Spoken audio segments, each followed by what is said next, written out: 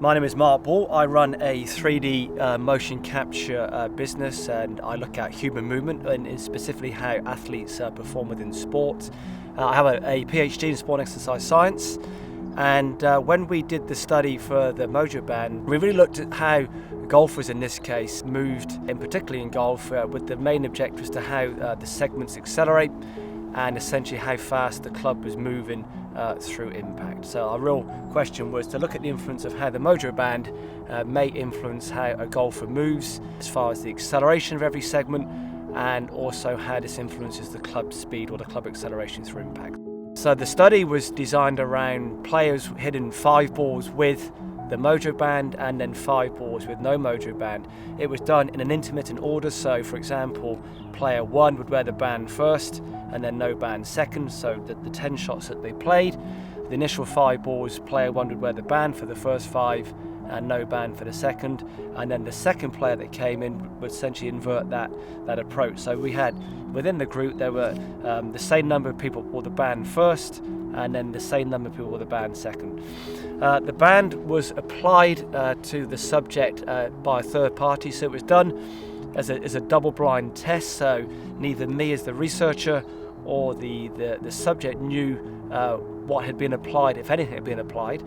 It was placed behind them, blind to them, in the middle of their spine, so essentially between their shoulder blades, so they were not aware visually or even in a palpable sense of wearing anything, and neither was I. I was stood in a position within the room where I could not see if anything had been applied.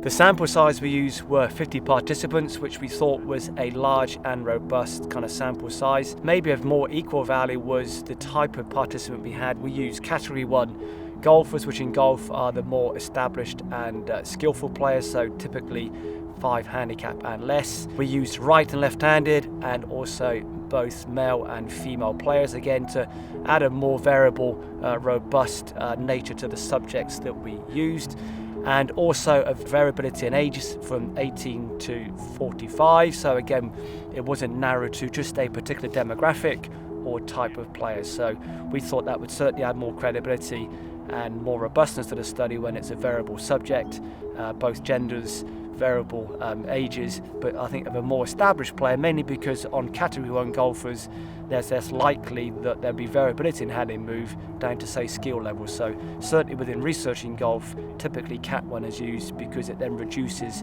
the possibility that just the player moved different because they're a less established and skillful player. Players hit 10 balls, or the subjects hit 10 balls, 5 with the band, 5 without.